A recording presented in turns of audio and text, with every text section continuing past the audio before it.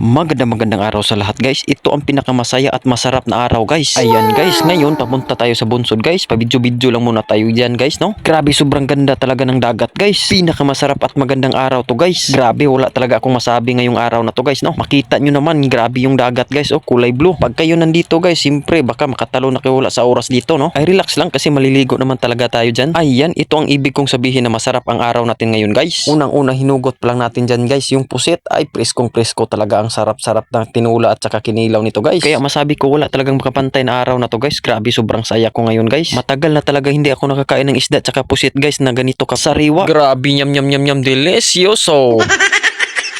Kaya ganitong buhay ang gusto ko guys. Simple lang. Makakain ng 3 beses sa isang araw. Okay na guys. Sobrang saya ko na dun guys. Basta kasama lang natin araw-araw ang ating pamilya. Okay na yun sa akin guys. Ayan, malaman din ating dapaw-dapaw guys, no? Siyempre, manghingi naman ako kahit isang like lang guys. Comment ka rin kung nakasubok ka sa ganitong buhay guys. At kung nakakain ka na ba nito dapaw-dapaw. Sige guys, dito lang tayo. Maraming salamat.